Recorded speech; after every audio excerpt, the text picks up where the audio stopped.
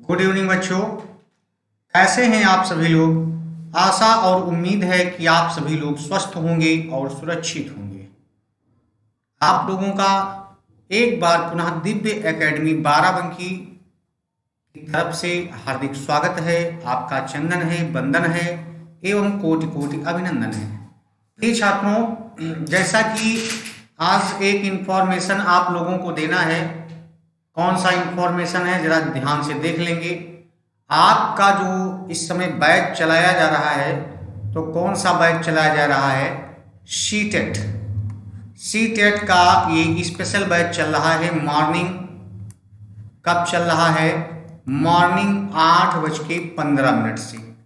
और जिसको जिसको सीटेट क्वालिफाई करना है वो इस क्लास को ज्वाइन कर ले। दूसरी क्लास कल से, ठीक है, यानी कि 25 तारीख से इवनिंग बैच चलेगा।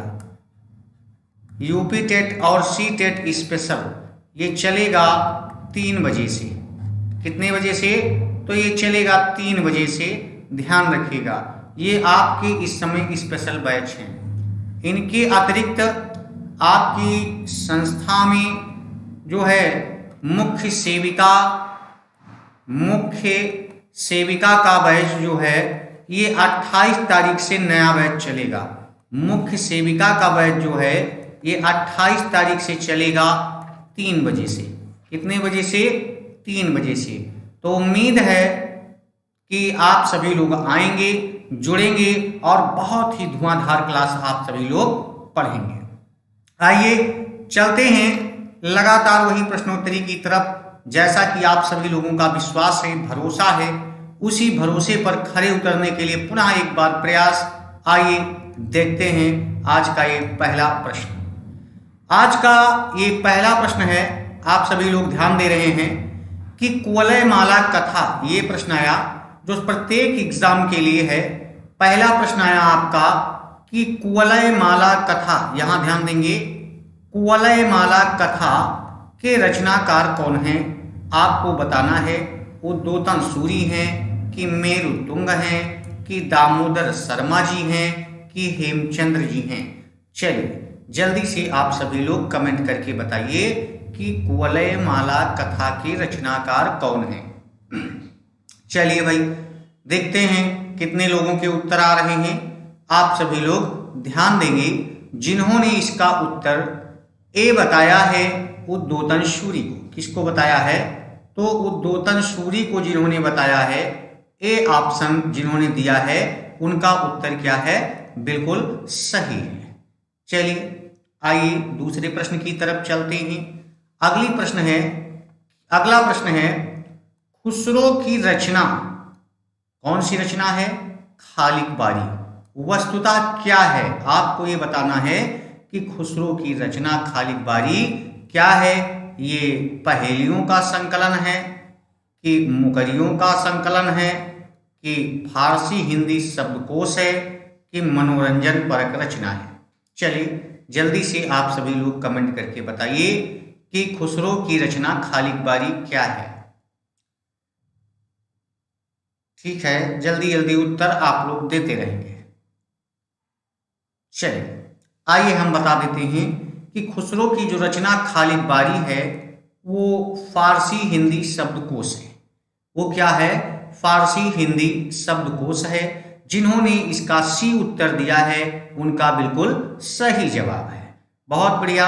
आइए अगले प्रश्न की तरफ चलते हैं। अगला प्रश्न है कि किस समीक्षक ने विद्यापति की पदावलियों को जीव और परमात्मा के संबंध का रूपक माना है। ध्यान देंगे प्रश्न पर कि किस समीक्षक ने विद्यापति की पदावलियों को जीव और परमात्मा के संबंध का रूपक माना है। बहुत ही सुंदर रचना है।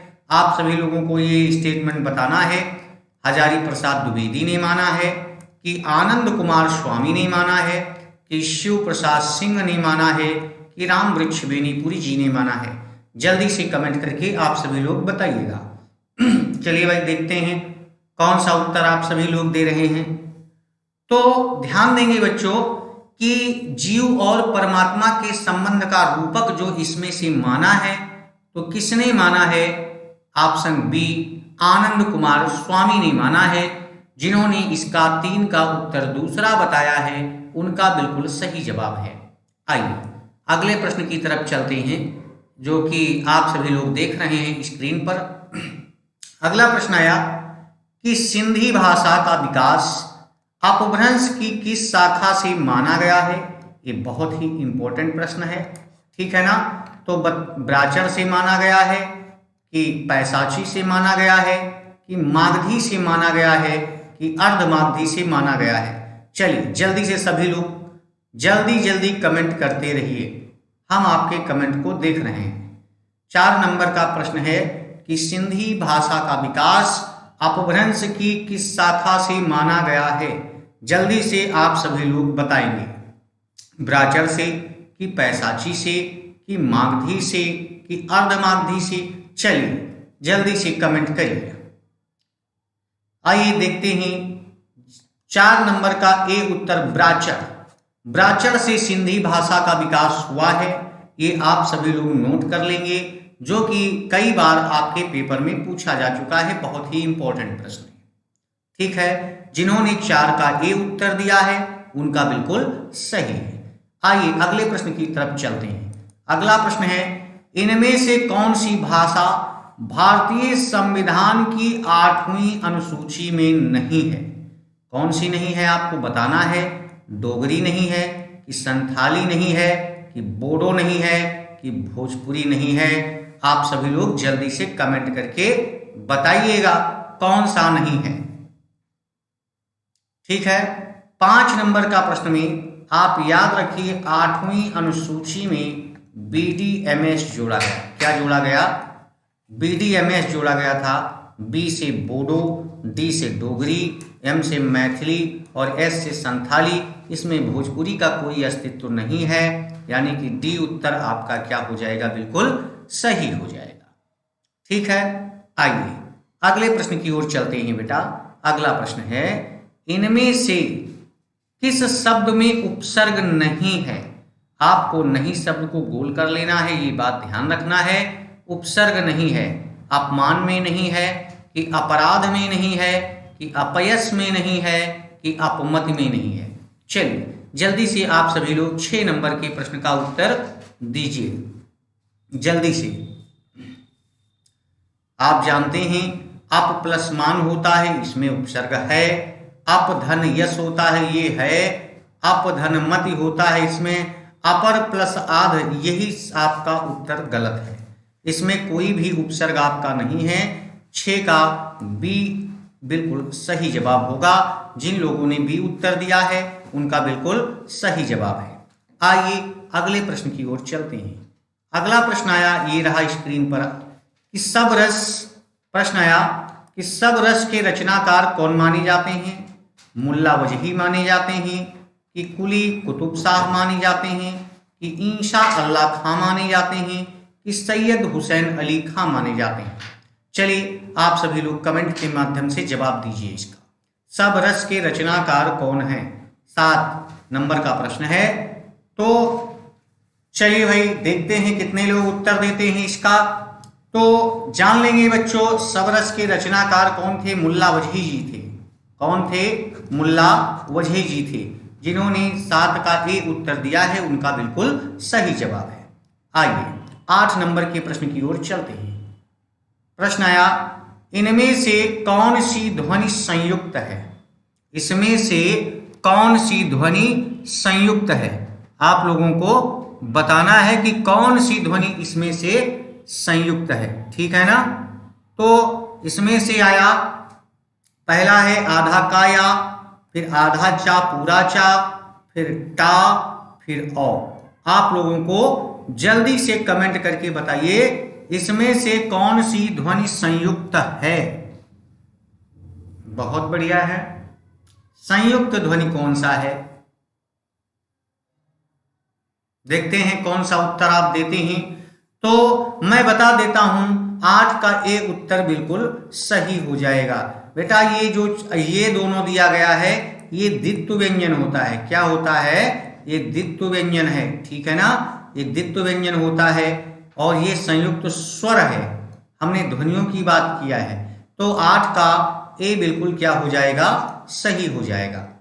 आइए अगले प्रश्न की ओर चलते हैं कि प्रश्न आया पुष्पदंत की प्रबंध रचना कौन सी है। आपको बताना है कि पुष्पदंत की प्रबंध रचना, प्रबंधात्मक रचना कौन सी है। ऋद्धेय चर्यु, किड़य कुमार चर्यु, कि पौम चर्यु, कि भविष्यत कहा। जल्दी से आप सभी लोग कमेंट करके बताइएगा।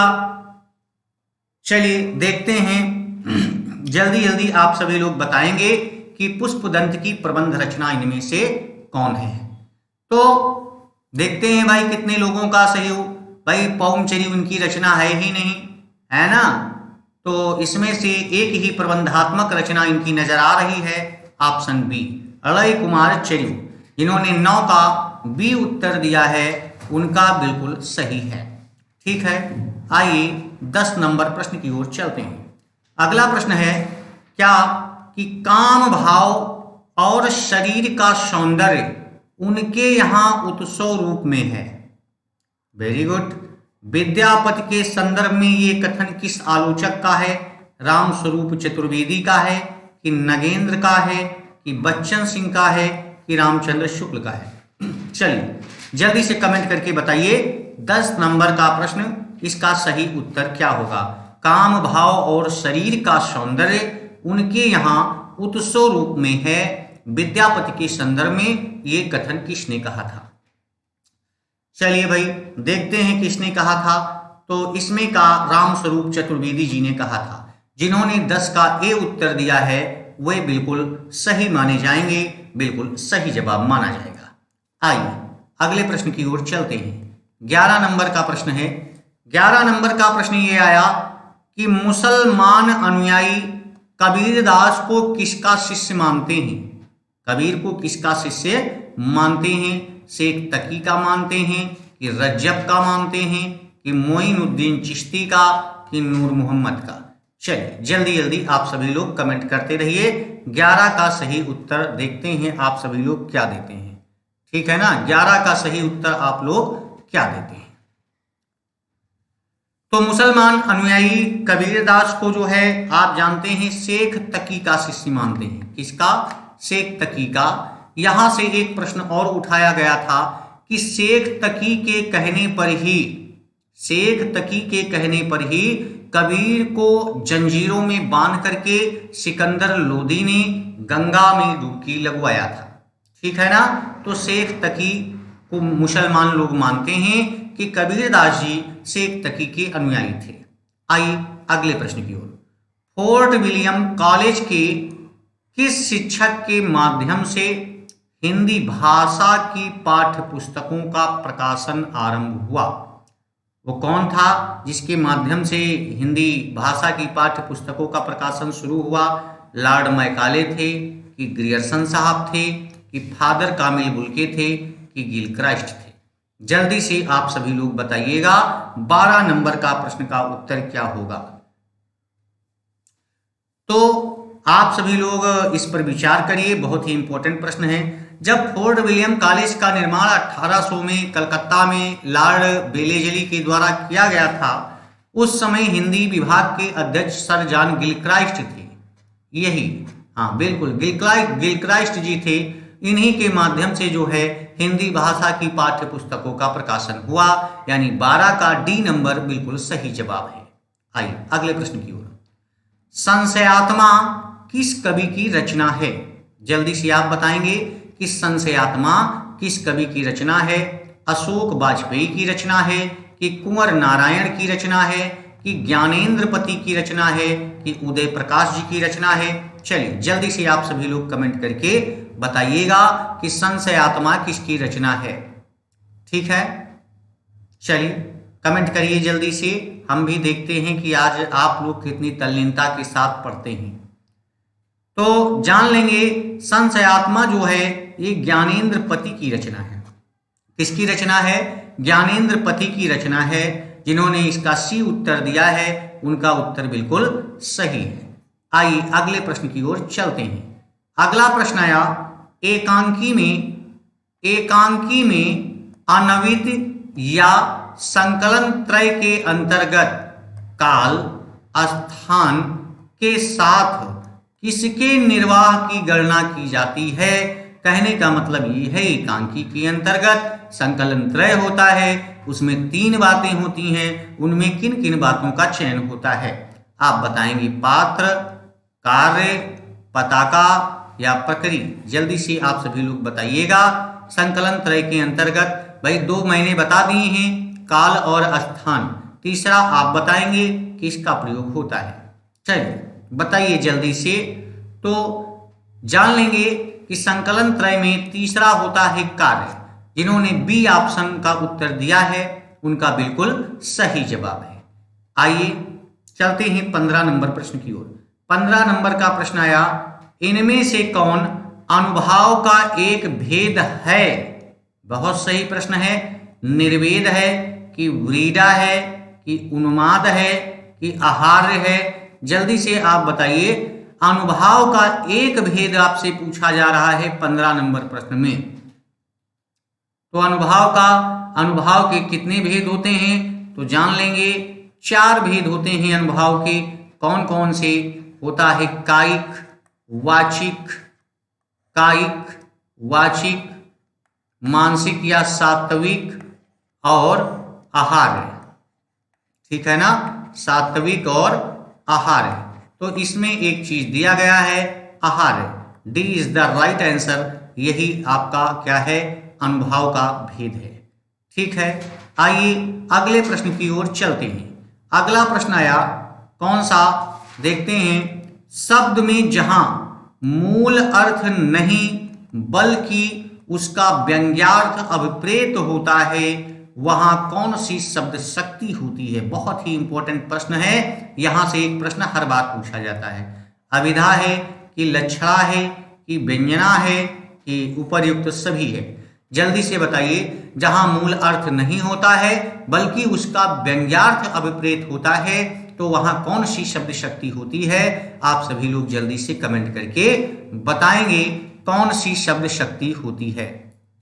चलिए जल्दी से आप सभी लोग बताइए। तो जान लेंगे, जहां पर मूल अर्थ नहीं होता व्यंग्यार्थ होता है वहां पर क्या होता है?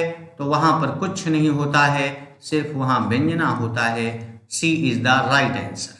आइए अगले प्रश्न की ओर चलते हैं। अगला प्रश्न आया, जयशंकर प्रसाद कृत उर्वशी जो है ये किस विधा की रचना है? आप बताएंगे गीत काव्य है कि प्रगीत काव्य है कि नाटक है कि चंपू काव्य है? जल्दी से आप सभी लोग बताइए। जयशंकर प्रसाद की रचना उर्वशी है तो ये किस विधा की रचना है? 4 ऑप्शन आपके सामने हैं। तो 17 नंबर का उत्तर आप सभी लोग बताएंगे क्या है। चलिए देखते हैं इसमें क्या है। ये चंपू काव्य है। क्या है? 17 नंबर का डी ऑप्शन ये चंपू काव्य है। जिन्होंने 17 का डी उत्तर दिया है उनका बिल्कुल सही जवाब है। आइए अगले प्रश्न की ओर चलते हैं। अगला प्रश्न आया कि काव्य दोष की परिभाषा इनमें से सबसे पहले किसने दी थी? सबसे पहले की बात की जा रही है, दंडी ने दी थी कि भामा ने दिया था कि वामन ने दिया था कि आनंदवर्धन ने दिया था? जल्दी से आप बताइएगा। काव्य दोष की परिभाषा इनमें से सबसे पहले किसने दिया? दंडी, भामा, वामन और आनंदवर्धन? जल्दी से कमेंट करिए। चलिए बहुत सुंदर सा जवाब आप लोग दे रहे हैं। आइए हम बता देते हैं। 18 का सी, सबसे पहले वामन ने काव्य दोष की चर्चा की थी।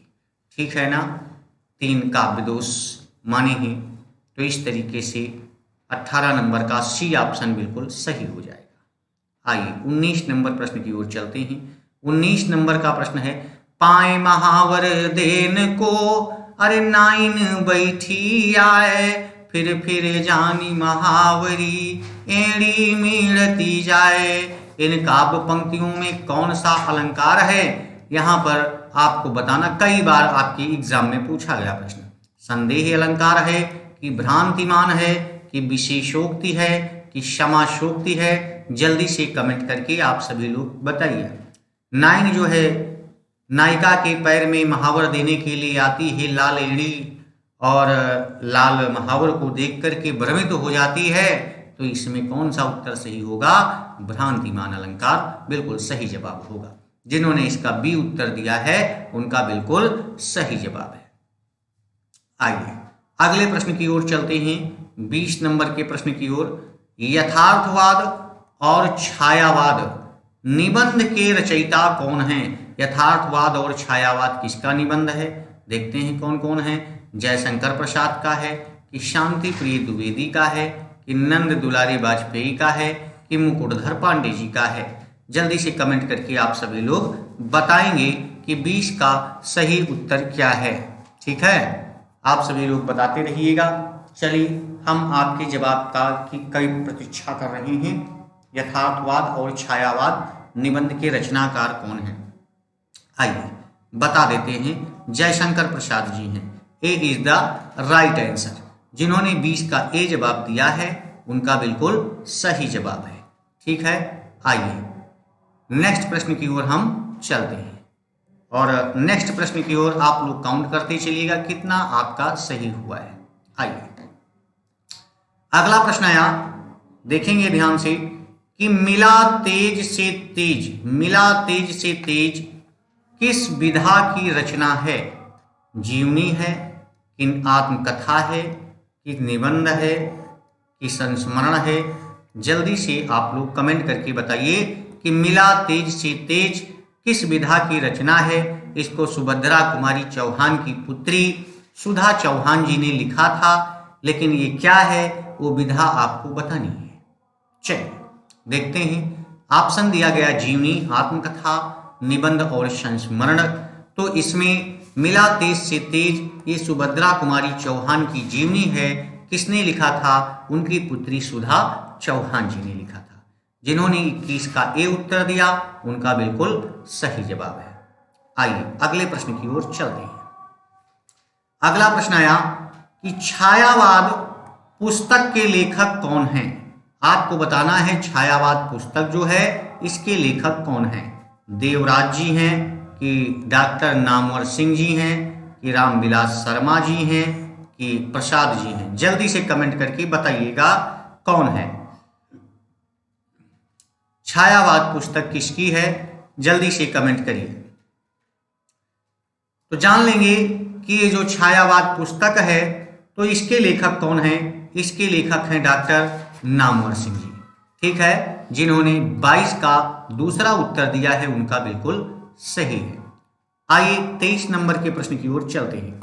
एक पत्नी के नोट्स किसकी रचना है? आपको बताना है कि ममता कालिया की रचना है, कि चित्रा मुदगल की रचना है, कि मंजुल भगत की रचना है, कि मेहरुन्निसा परवेज की रचना है।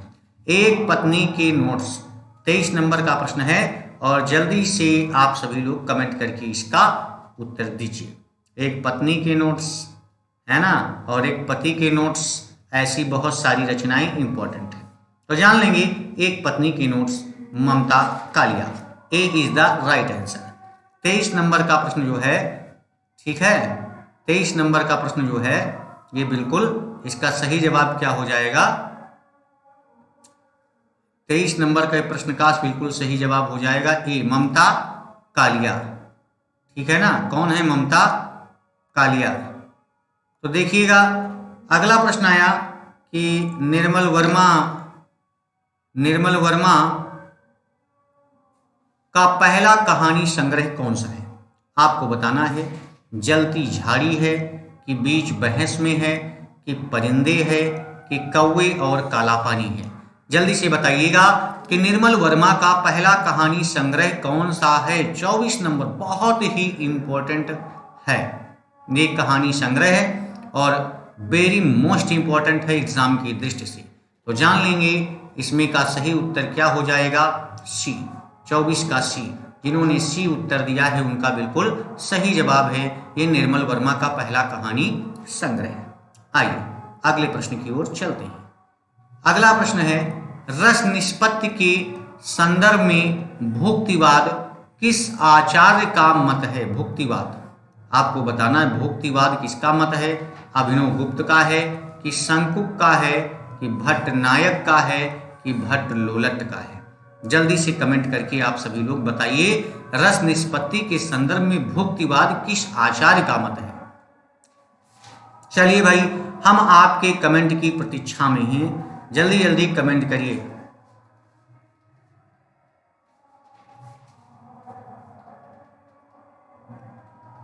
भुक्तिवाद जल्दी से कमेंट करिए। तो जान लेते हैं भट्ट नायक 25 का सी जवाब आपका बिल्कुल सही माना जाएगा। भट्ट नायक भुक्तिवाद के या भोगवाद के प्रवर्तक हैं। आइए अगले प्रश्न की ओर चलते हैं। अगला प्रश्न आया आपका 26 नंबर का प्रश्न आया कि स्वरभंग किस प्रकार का अनुभाव है? स्वरभंग किस प्रकार का अनुभाव है? कायिक है कि वाचिक है कि आहार्य है कि सात्विक है? जल्दी से आप सभी लोग कमेंट करके बताएंगे कि स्वरभंग किस प्रकार का अनुभव माना जाता है। कायिक है कि वाचिक है कि आहार्य है कि सात्विक है? जल्दी से आप सभी लोग कमेंट करके बताइएगा। आप लोगों को पता होगा कि सात्विक अनुभाव के 7 भेद हमने बताए हैं, उनमें से एक है स्वरभंग, ठीक है ना? तो सात्विक अनुभाव में स्वरभंग आता है, ठीक है। जिन्होंने डी उत्तर दिया है उनका बिल्कुल सही जवाब हो जाएगा। आइए अगले प्रश्न की ओर चलते हैं। अगला प्रश्न है जयशंकर प्रसाद के किस नाटक का एक पात्र सर्वनाग है? बहुत बढ़िया प्रश्न है, अभी तक ये प्रश्न आया नहीं है, बहुत इंपॉर्टेंट है। सर्वनाग किस पुस्तक का पात्र है? राजश्री का, स्कंदगुप्त का, जन्मेजय का नागयज्ञ का कि विशाख का? जल्दी से कमेंट करके आप सभी लोग बताइएगा सर्वनाग किसका पात्र है, ठीक है ना? तो देखते हैं किसका पात्र है, सभी लोग जवाब दीजिए। तो 27 में दूसरा ऑप्शन जो होगा वो बिल्कुल सही हो जाएगा। स्कंदगुप्त नाटक जो है जयशंकर प्रसाद का, उसका एक पात्र है सर्वनाग, ठीक है। आइए अगले प्रश्न की ओर चलते हैं। अगला प्रश्न है, ये रहा स्क्रीन पर। अगला प्रश्न है 28 नंबर का कि निम्नलिखित में से कौन सा नाटक स्त्री समस्या से संबंधित नहीं है? ध्यान रखिए, नहीं है भैया। अंधा कुआं नहीं है कि चिंदियों की एक झालर नहीं है कि सच कहूं तो नहीं है कि नेपथ्य राग नहीं है? जल्दी से बताइए स्त्री समस्या से कौन सा संबंधित नाटक नहीं है? तो आप सभी लोगों के कमेंट की प्रतीक्षा, देखते हैं कौन सा नहीं है, बताइएगा। तो इसमें से जान लेंगे इसका सही जवाब क्या हो जाएगा, बी। चिंदियों की एक झलक ये स्त्रियों की समस्या पर नहीं लिखी गई है। अंधा कुआं स्त्री समस्या है, नेपथ्य राग स्त्री समस्या है, सच कहूं तो स्त्री समस्या पर है। आइए अगला प्रश्न। अगला प्रश्न है अंत हाजिर हो किस महिला नाट्यकार की रचना है? अंत हाजिर हो, समझिएगा इसको, शांति मेहरोत्रा की है कि मृणाल पांडे जी की है कि त्रिपुरारी शर्मा जी की है कि मीराकांत जी की है? जल्दी से आप सभी लोग कमेंट करके बताइएगा कि अंत हाजिर हो ये किसका नाटक है। चलिए भाई जल्दी जल्दी कमेंट करते रहिए और आप लोग जान लीजिए कि हमारे इस दिव्य एकेडमी यूट्यूब के चैनल को सब्सक्राइब कर लीजिए अगर नए हैं तो, और शेयर कर दीजिए और भाई आप लोग लाइक कर दीजिए, क्योंकि बहुत ही मेहनत और मशक्कत के साथ आपके लिए काम किया जा रहा है। तो अंत हाजिर हो ये बता देते हैं मीराकांत जी की रचना है, ठीक है ना? जिन्होंने 29 का डी उत्तर दिया है उनका बिल्कुल सही जवाब है। आइए अगले प्रश्न की तरफ हम बढ़ते हैं। अगला प्रश्न है, ये रहा स्क्रीन पर अगला प्रश्न, चलिए देखते हैं। बहुत बढ़िया प्रश्न आया है शायद। हम दीवानों की क्या हस्ती आज यहाँ कल वहाँ चली, ये पंक्ति किसकी है? परीक्षा की दृष्टि से इंपॉर्टेंट है, ठीक है ना? बालकृष्ण शर्मा जी की ये पंक्ति है कि माखनलाल चतुर्वेदी जी की पंक्ति है कि भगवती चरण वर्मा जी की लाइन है कि सुभद्रा कुमारी चौहान की लाइन है। हम दीवानों की क्या हस्ती, आज यहाँ कल वहाँ चले। जल्दी से कमेंट करके बताइए ये पंक्ति किसकी है, तो जान लेंगे सी, भगवती चरण वर्मा जी की बहुत ही फेमस ये लाइन है। ठीक है, आइए अगले प्रश्न की ओर चलते हैं। अगला प्रश्न आया कि बात बोलेगी, यहाँ पर एक ही मात्रा होना चाहिए, हम नहीं भेद खोलेगी बात ही काब। पंक्ति ये किसकी है आपको बताना है। इसके सर्जनहार कौन हैं? शमशेर बहादुर सिंह जी हैं कि नागार्जुन जी हैं कि शिव मंगल सुमन जी हैं कि त्रिलोचन शास्त्री जी हैं? जल्दी से कमेंट के माध्यम से आप लोग बताइए 31 नंबर के प्रश्न का उत्तर क्या हो जाएगा। जल्दी से कमेंट करिए कि बात बोलेगी हम नहीं भेद खोलेगी बात ही। ये शमशेर बहादुर जी की लाइन है। जिन्होंने 31 का ये उत्तर दिया है उनका बिल्कुल सही जवाब है। आइए अगले प्रश्न की ओर चलते हैं। अगला प्रश्न आया कि जन्म अवधि हम रूप निहारल और नयन नतिर पित भेल हो। इन काव्य पंक्ति की रचयिता कौन है? विद्यापति हैं कि हित हरिवंश हैं कि रसखान जी हैं कि मीराबाई जी हैं? जल्दी से कमेंट करके आप सभी लोग बताइए कि इस प्रश्न के यानी कि इस पंक्ति के रचनाकार कौन है। 32 नंबर के प्रश्न में जल्दी से कमेंट करके बताइए कि जन्म अवधि हम रूप निहारल नयन नतिर पति भेल हो। बिल्कुल नई पंक्ति है और ये पंक्ति किसी और की नहीं बल्कि विद्यापति की है। जिन्होंने ए उत्तर दिया है उनका बिल्कुल सही जवाब है। आइए आप लोग नीरस ना होइए, बिल्कुल बढ़िया से तैयारी करते रहिए दिव्य एकेडमी बाराबंकी संजय शर्मा सर के साथ। ठीक है ना। एक जानकारी यहाँ पर और दे देता हूँ कि आप लोगों के टीजीटी पीजीटी हिंदी और होम साइंस, हिंदी और होम साइंस का बैच जो है आप लोगों का कंटिन्यू टीजीटी पीजीटी चल रहा है। ठीक है ना। हाँ, तो आप लोग मॉर्निंग और इवनिंग किसी भी समय में आप सभी लोग आकर के अपनी तैयारी को जांच सकते हैं, बढ़िया से पढ़ाई कर सकते हैं। ठीक है ना। जिसके लिए आप सभी लोग इस नंबर से संपर्क कर सकते हैं 73 98 20 27 16। ठीक है, 73 98 20 27 16, ये 9 कर लीजिएगा इसको। हाँ, 73 98 20 27 16। चलिए आइए अगले प्रश्न की ओर हम सभी लोग चलते हैं। अगला प्रश्न आया कौन सा कि लोक वृत्तानुकरणम नाट्य तन्मयता कृतम लोक वृत्ता अनुकरणम नाट्यम तन्मयता कृतम। ये कथन किस आचार्य का है आपको बताना है। भरत मुनि का है कि अभिनव गुप्त का है कि धनंजय का है कि रामचंद्र गुरुचंद्र का है? जल्दी से कमेंट करिए। बहुत बढ़िया प्रश्न है ये। आप सभी लोग अगर ईमानदारी से पढ़े हैं तो इसका जवाब जरूर देंगे।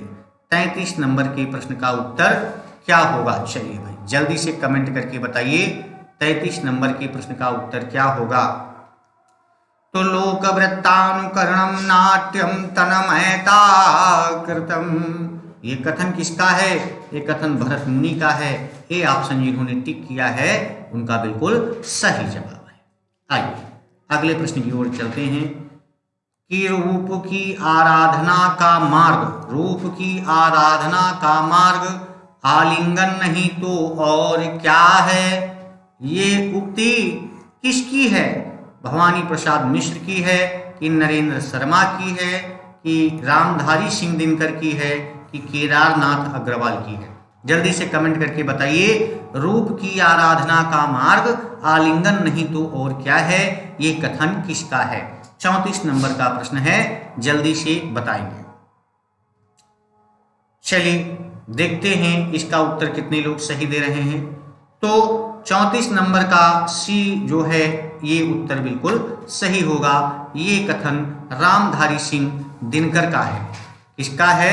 रामधारी सिंह दिनकर का है। आइए अगले प्रश्न की ओर चलते हैं।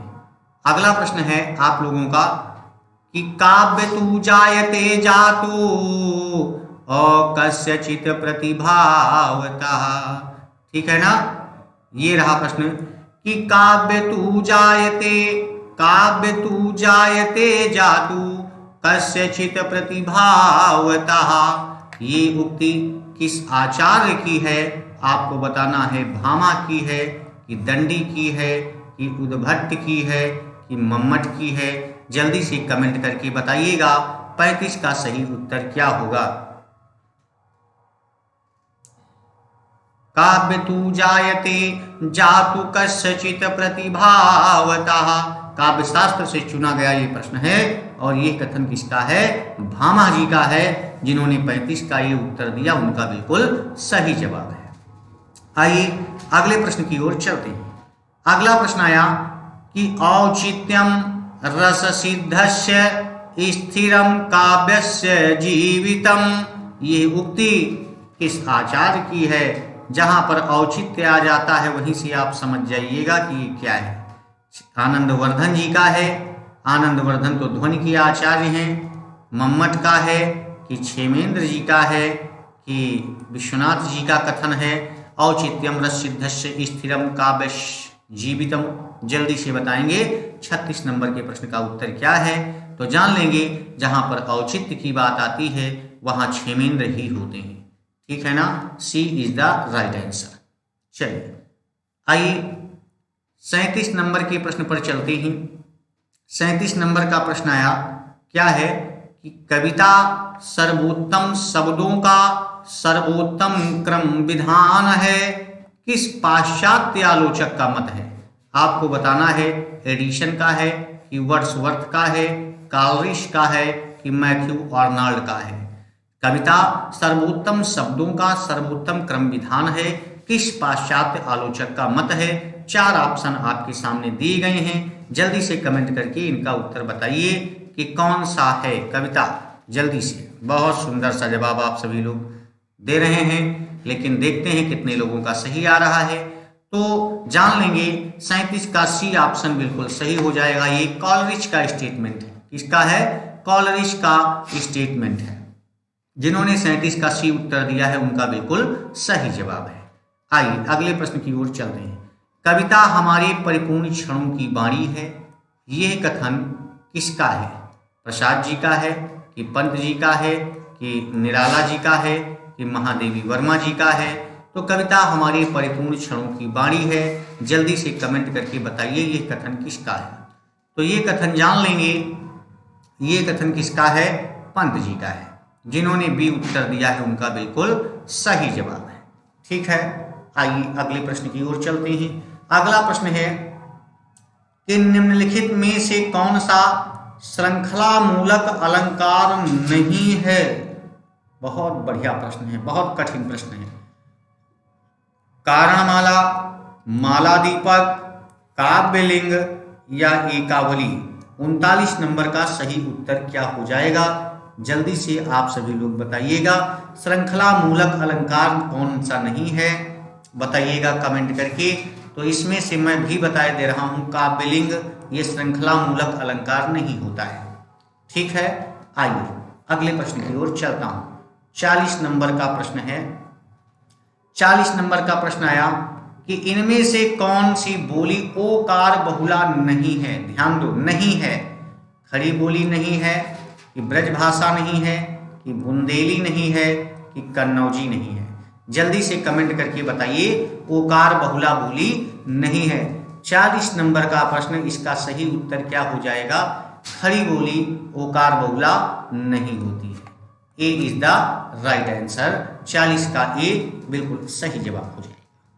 आइए अगले प्रश्न की ओर चलते हैं। अगला प्रश्न आया आपका, विज्ञान गीता किस कवि की कृति है? विज्ञान गीता केशव की है, भिखारी दास की है कि पद्माकर की है कि सेनापति की है? जल्दी से आप सभी लोग कमेंट करके बताइए। तो विज्ञान गीता, रामचंद्रिका, कवि प्रिया, जहांगीर जस चंद्रिका जैसी रचनाएं और विज्ञान गीता जैसी रचनाएं, ये सभी केशव की रचनाएं किसकी हैं? ये ऑप्शन बिल्कुल सही हो जाएगा आपका। आइए अगले प्रश्न की ओर चलते हैं। 42 नंबर का प्रश्न है, गीत गुंज किस कवि की रचना है?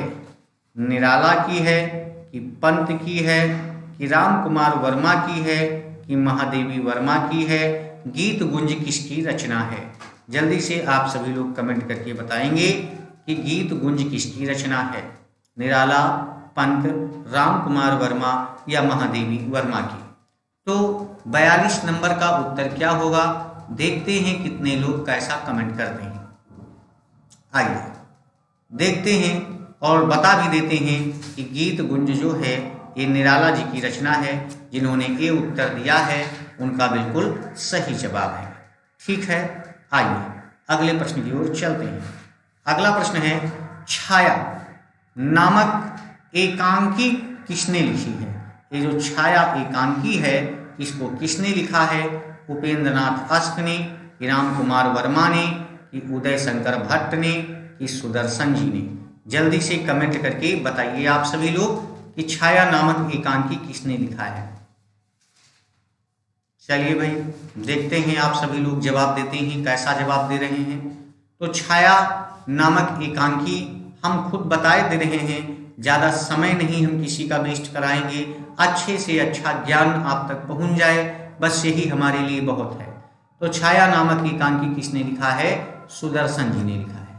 किसने लिखा? सुदर्शन जी ने लिखा है। आइए अगले प्रश्न की तरफ चलते हैं। राजेंद्र यादव की इनमें से बताना है कौन सी कहानी है?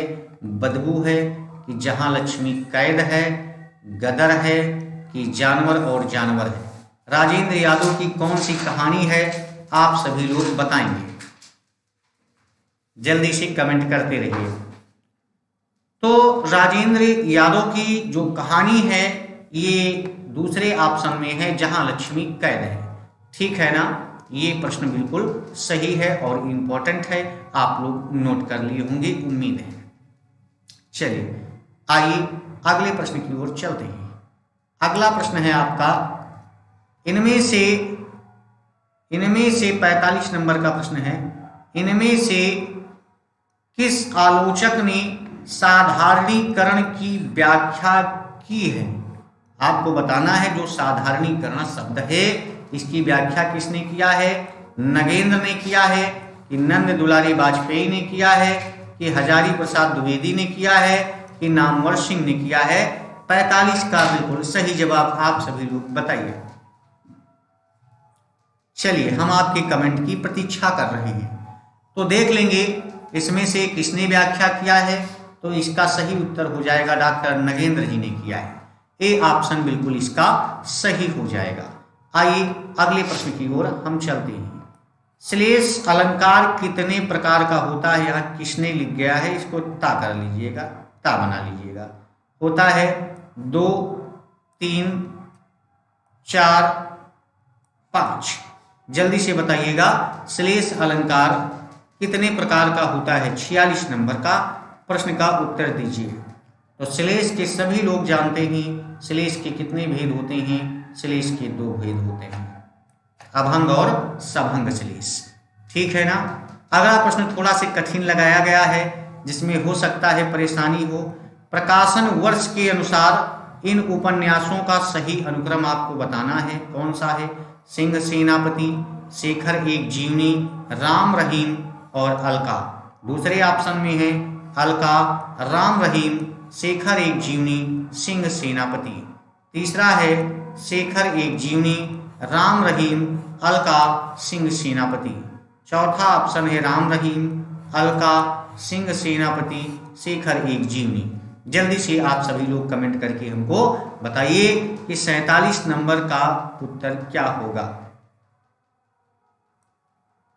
चलिए हम बता दे रहे हैं 47 नंबर का बी ऑप्शन बिल्कुल सही हो जाएगा। अलका, अलका के बाद में राम रहीम और राम रहीम के बाद शेखर एक जीवनी, उसके बाद सिंह सेनापति। फिर उसके बाद और सारी रचनाएं लिखी गई। आइए अगले प्रश्न की ओर चलते हैं। 48 नंबर का प्रश्न है कि प्रकाशन वर्ष के अनुसार जयशंकर प्रसाद की कहानियां का सही अनुक्रम क्या है। जयशंकर प्रसाद की कहानियों का क्रम आपको बताना है। सबसे पहले प्रतिध्वनि है कि आकाशदीप है, आंधी, इंद्रजाल, या आकाशदीप, प्रतिध्वनि, इंद्रजाल, आंधी है, कि आंधी, इंद्रजाल, आकाशदीप, प्रतिध्वनि है, या प्रतिध्वनि, आकाशदीप, इंद्रजाल, आंधी है। चलिए जल्दी से कमेंट करके आप सभी लोग हमें बताइएगा 48 नंबर का सही उत्तर क्या है। तो आप सभी लोगों को मैंने बताया है, छाया है प्रथम कहानी संग्रह, फिर प्रतिध्वनि है, प्रतिध्वनि है, और उसके बाद क्या है, आकाशदीप है। तो इसमें देखेंगे छाया है नहीं तो प्रतिध्वनि से स्टार्ट करेंगे, प्रतिध्वनि और आकाशदीप, ठीक है ना। प्रतिध्वनि, आकाशदीप के बाद में कौन सा है, तो सभी लोग कमेंट करके जल्दी से बताएंगे। फिर आंधी है, और आंधी के बाद सबसे अंत में इंद्रजाल है। ए इज द राइट आंसर, 48 का ए। आइए अगले प्रश्न की ओर चलते हैं। निम्नलिखित संप्रदायों को उनके आचार्यों के साथ सुमेलित कीजिए। भरत,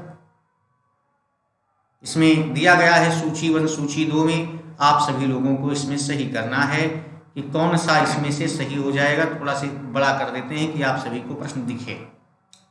तो निम्नलिखित संप्रदायों को उनके आचार्य के साथ, भरत रस संप्रदाय से संबंधित है, आप सभी लोग जानते हैं। 1 का 3 हो गया, ठीक है ना। आनंदवर्धन किससे हैं, तो ध्वनि संप्रदाय से संबंधित हैं, ठीक है। 1 का तीसरा, जहां पर ए में तीसरा ऑप्शन यहां भी मिल रहा है, यहां भी मिल रहा है, तो दूसरा चेक करते हैं। डी में दूसरा जहां मिल जाए, डी में दूसरा ऑप्शन यहां मिल रहा है, इसलिए क्या हो जाएगा, बी ऑप्शन बिल्कुल सही हो जाएगा। आइए अगले प्रश्न की ओर चलते हैं, जो 50 नंबर का प्रश्न है। 50 नंबर का प्रश्न है कि अवधि का विकास किस अपभ्रंश से माना जाता है। महाराष्ट्री से, सौरसेनी से, अर्धमागधी से, या अर्धमागधी से। आप सभी लोग कमेंट करके बताइए कि अवधि का विकास किस अपभ्रंश से हुआ है। जल्दी से कमेंट करके आप सभी लोग हमको बताते हैं। देखते हैं अवधि का विकास किस अपभ्रंश से हुआ है। महाराष्ट्री, सौरसेनी, अर्धमागधी और मागधी। चलिए, तो अवधि का विकास किससे हुआ है, सी से, अर्धमागधी अपभ्रंश से हुआ है।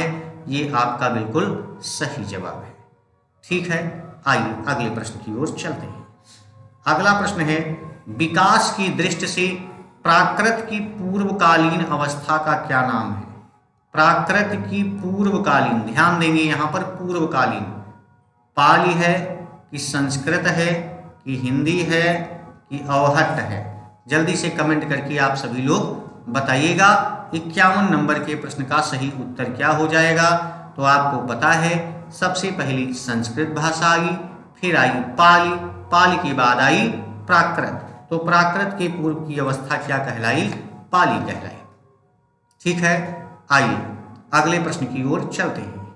अगला प्रश्न है कि गोकुलनाथ की रचना कौन सी है। पाउंचर्य है कि ललित बिस्तर है कि छंदानुशासन है कि 84 वैश्रवण की वार्ता है।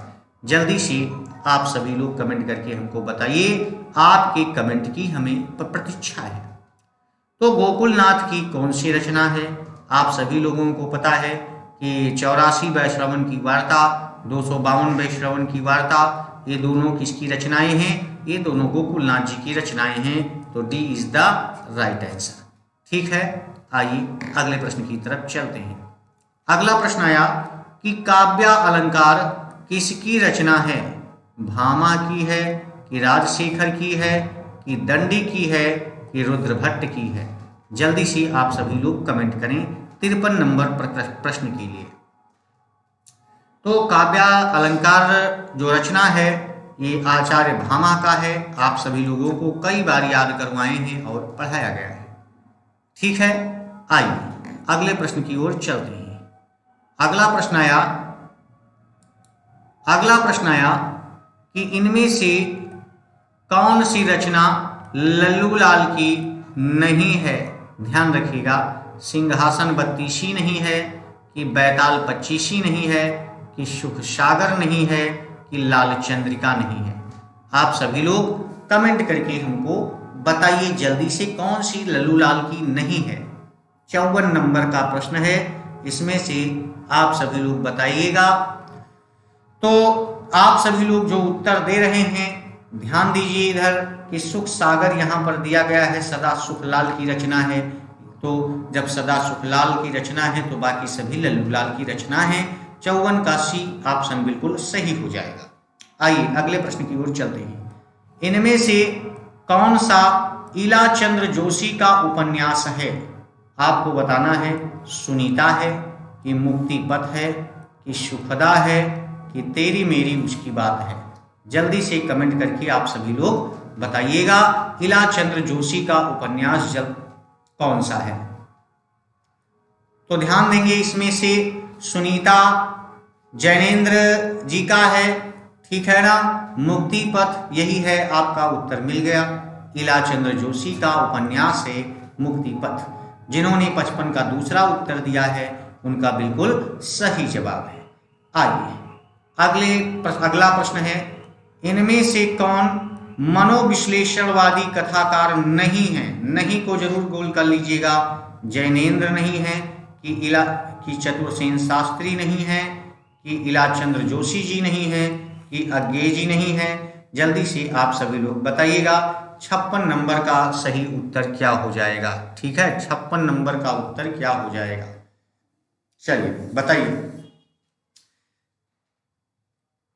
तो इसमें से कौन सा नहीं है 56 नंबर के प्रश्न में, जल्दी से कमेंट करके बताइए। चतुर्सेन शास्त्री जी मनोविश्लेषणवादी नहीं है। ठीक है, 56 का बी उत्तर बिल्कुल सही हो जाएगा। आइए अगले प्रश्न की ओर चलते हैं।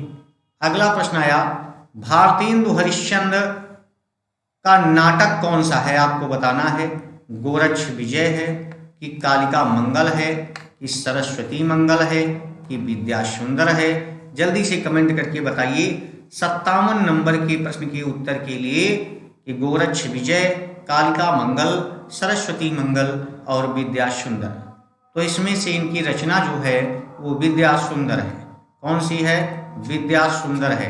D is the right answer इनका हो जाएगा। आइए अगले प्रश्न की ओर चलते हैं।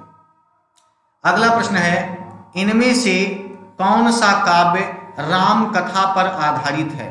आपको बताना है भूमिजा है, कि कामायनी है, कि नीरजा है, कि यशोधरा है। जल्दी से बताइएगा कौन सा काव्य राम कथा पर आधारित है। भूमिजा, कामायनी, नीरजा, यशोधरा। चलिए जल्दी से कमेंट करके आप सभी लोग बताइएगा राम कथा पर आधारित, जैसा कि इसका नाम है भूमि से उत्पन्न होती है भूमिजा सीता जी, तो भूमिजा ही राम काव्य पर आधारित है। इसे आप लोग नोट कर लीजिएगा। आइए अगले प्रश्न की ओर। अगला प्रश्न आया, नाटक को पंचम वेद किसने कहा है। नाटक को पांचवा वेद किसने माना है। धनंजय ने माना है, कि भट्ट नायक ने माना है, कि भरत मुनि ने माना है, कि भानुदत्त ने माना है। जल्दी से कमेंट करके आप सभी लोग बताइएगा 59 का कौन सा उत्तर सही होगा। नाटक को नाटका पंचम वेदा कहा गया है, तो किसने कहा है। जल्दी से आप सभी लोग कमेंट करिए। तो नाटक को पंचम वेद भरत मुनि मानते हैं। कौन मानता है, भरत मुनि जी मानते हैं। ठीक है ना। तो 59 का सी उत्तर जितने लोग दे रहे हैं उनका बिल्कुल सही जवाब है। आइए अगले प्रश्न की ओर चलते हैं। अगला प्रश्न है कि आगम बेय पुराणे पाड़ीय माल वहंती, इस पंक्ति के रचनाकार कौन है। आगम बेय पुराणे पाड़ीय माल वहंती, इस पंक्ति के सर्जनहार कौन है। सरहपा जी हैं, कि कन्हपा हैं, कि सबरपा हैं, कि डोंगिपा हैं। जल्दी से आप सभी लोग कमेंट करके बताइए कि कौन है।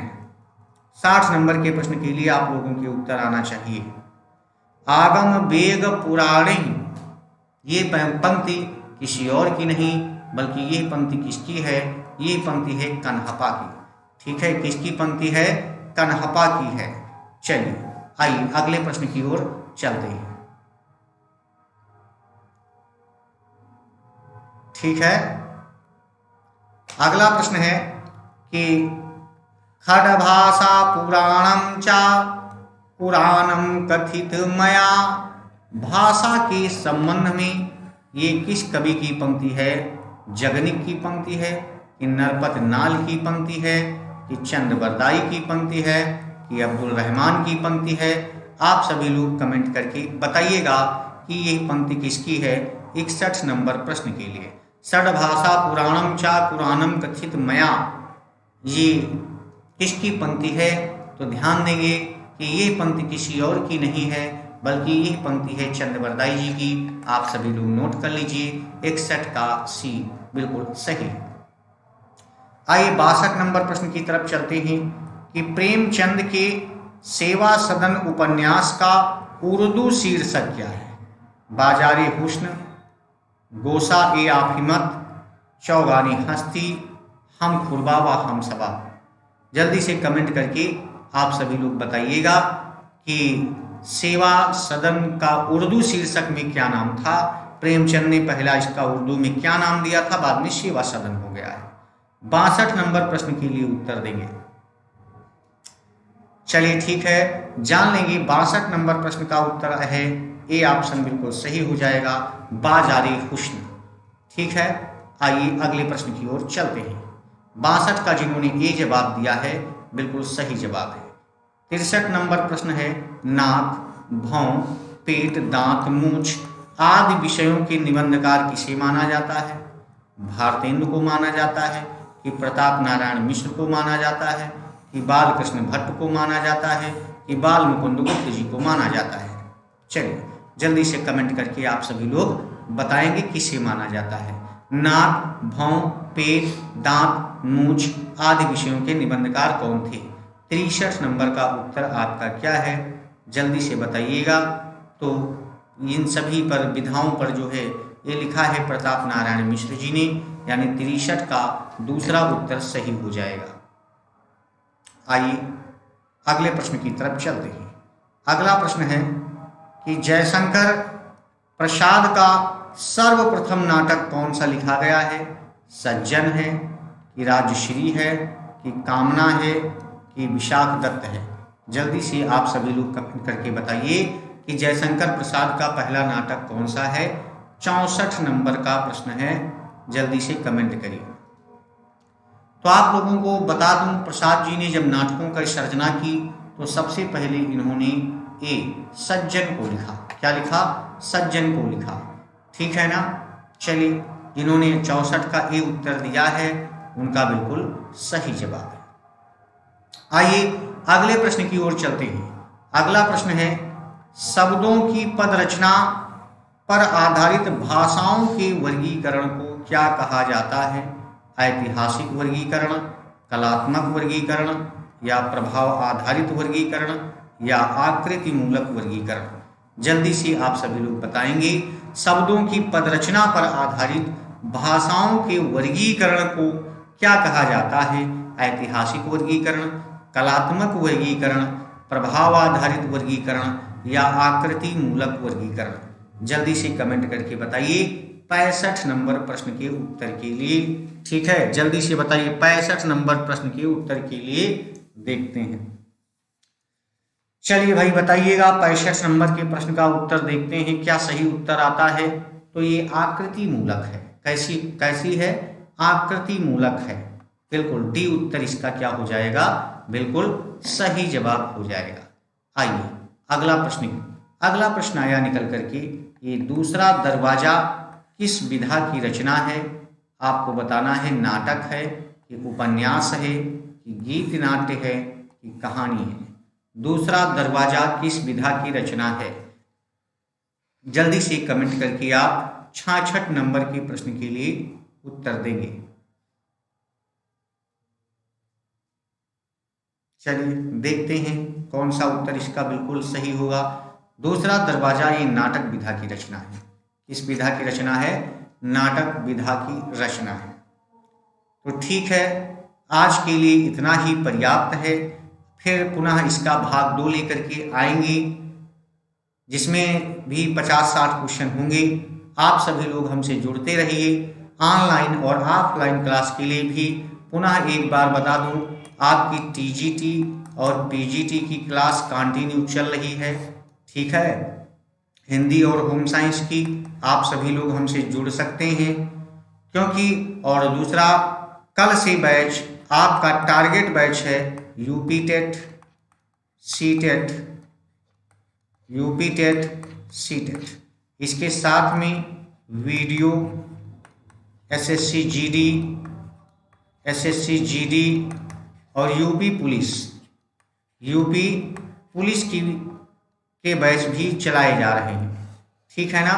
तो आप सभी लोगों को इसके भी वीडियो मिलेंगे, मैथमेटिक्स का वीडियो मिलेगा, जीएस का, हिंदी का, सभी चीज का वीडियो मिलेगा। लेकिन उसके लिए आप संस्थान से जुड़ते रहिए, शेयर करते रहिए और बने रहिए संजय शर्मा सर के साथ।